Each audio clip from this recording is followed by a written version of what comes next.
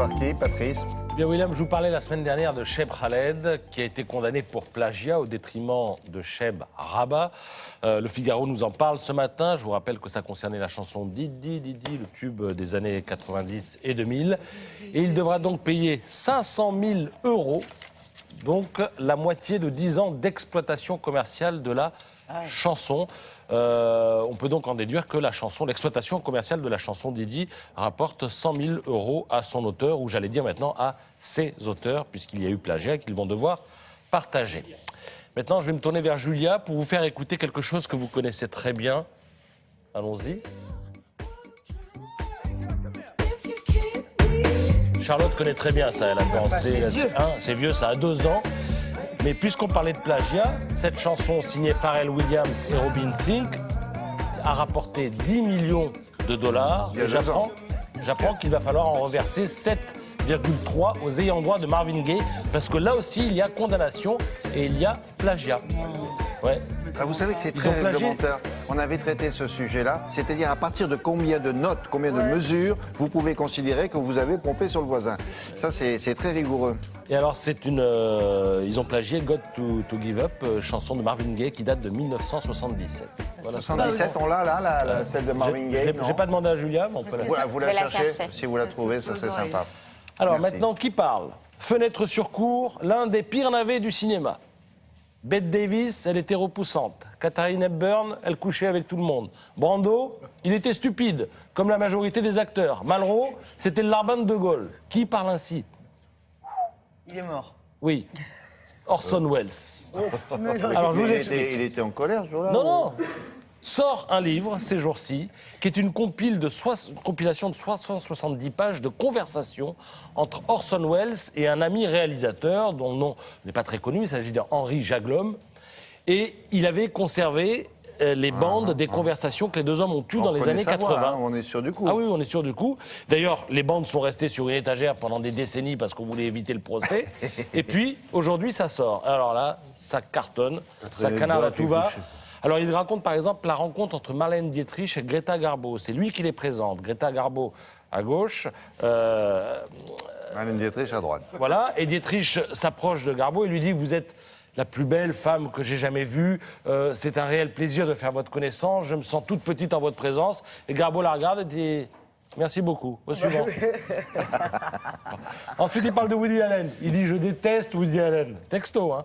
Il a le syndrome Chaplin, un mélange particulier d'arrogance et de timidité. Comme chez tous les indécis, sa présomption est sans limite. Il fait le timide, mais il ne l'est pas, il a tout simplement peur.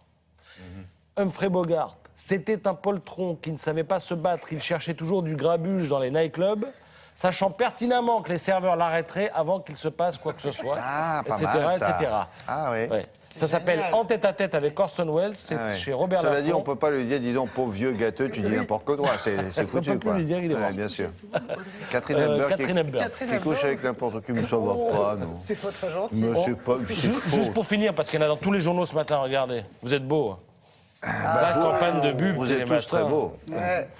Vous êtes tous très beaux. C'est une partie de l'équipe de Télématin. Alors pourquoi ils sont là? Vous l'avez expliqué? Non. Oui, parce que c'est la première matinale de France, parce que nous faisons, je crois lire dans cette publicité, plus de 6 millions de téléspectateurs Au moins. par semaine, sachant qu'évidemment tout cela ne tient pas compte d'une particularité de Télématin qui est l'audience cumulée. C'est-à-dire que les téléspectateurs qui sont là à 6h30 du matin ne sont pas les mêmes qui sont là à 7h, puis 7h30, puis 8h. Donc les millions sont un peu plus que 6, si je puis dire, à la fin de la semaine. Ce sont des communautés qui se succèdent dans la grande famille. Frédéric était en grande forme ce jour-là, regardez. Edouard, remontez-moi. Ah oui, il était en forme. Oui, il est Frédéric. Fond, il est là-bas au fond. On l'avait mis sur un escabeau, je crois. Il voulait absolument passer devant. Voilà, la première matinale télé de France, grâce à vous, c'est vous qui avez fait cela. Sans vous, nous ne serions pas grand-chose. Merci beaucoup. On continue avec Julia qui a des choses à nous dire. Vous l'avez trouvé la musique de Marvin Gaye? Oui, je l'ai trouvé, regardez, c'est quand même très très proche. Hein. Oh, il y a un petit quelque chose, hein. Ça, c'est la version de Marvin Gaye. C'est ça. Il y a un petit quelque chose, hein. Ah oui, d'accord. Bon, ouais. Bon. Le début. Mais il peut payer Pharrell Williams. Oui. Sur les 10 millions, ils peuvent en lâcher 7. Oui. Vous avez trouvé la traduction de... En train de chercher. On cherche. Bon. Je la trouve pas. Si vous l'avez, vous pouvez nous aider? Oui, bien sûr. Pourquoi dit-on Cheb, mamie, ou Cheb Rabat? Ouais. Cheb. Comment vous traduirez ça pour qu'on comprenne bien? Merci beaucoup. Vous avez eu autre chose à nous dire?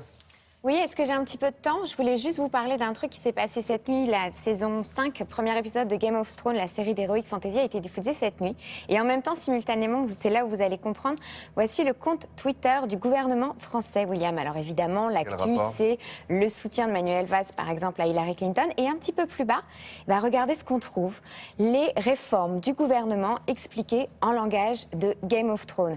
Pour faire de la pédagogie, pour rendre son discours plus clair et plus attirant, le gouvernement, depuis hier, a décidé de vanter ses réformes en utilisant le langage, l'univers, la culture de Game of Thrones. Ils se sont dit, c'est la série la plus regardée dans le monde, donc peut-être que ça va rendre notre discours intelligible. Par exemple, quand on vous parle de compte pénibilité de la réforme de Marisol Touraine, on vous parle des chevaliers qui montent la garde sur le mur et qui veillent jour et nuit dans le froid. Et c'est comme ça qu'ils expliquent leur réforme sur le compte officiel du gouvernement. Merci beaucoup. À tout à l'heure. Dans quelques instants, l'actualité du théâtre avec 4 actrices sur une scène. Vous les connaissez toutes. Et puis l'actualité du cinéma avec un cinéaste iranien qui filme chez lui ou dans la rue, mais il ne faut pas le dire. Télématin, c'est vachement...